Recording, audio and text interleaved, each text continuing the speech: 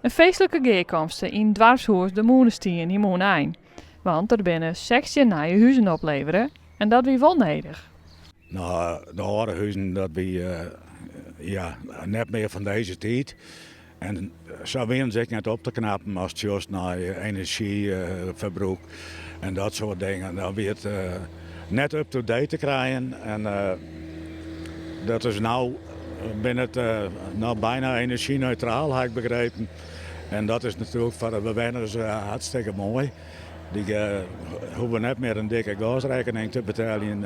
En het is natuurlijk, het zijn hartstikke mooie netjes huizen worden.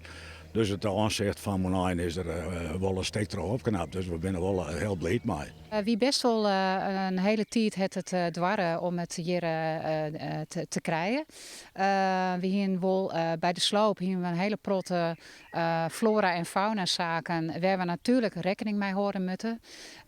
En uiteindelijk het dit bouwproces slechts minder dan een jaar dwarren.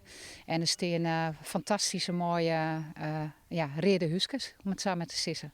De huisjes binnen net van neertreed. Het heeft heel erg te krijgen met de historie in Friesland. Rede Huskes is echt een begrip. Ze staan verder ook in Friesland. En het is echt naar hoe het vroeger weer. Maar dan wel met de moderniteit van nu.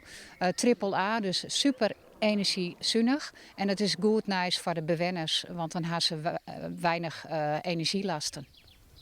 Dit type Rede Huskes is toch welstand in Friesland zo beoordeeld dat het net nog een keer toch elke procedure moet.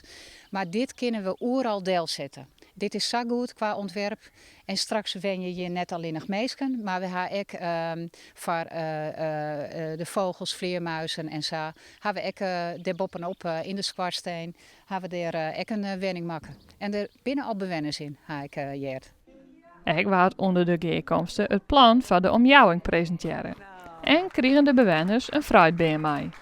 Ja, het ben nou nog alle zwarte groen. Maar als ik het begrepen heb van Boom Friesland, dan is het nog een heel soort beplantje en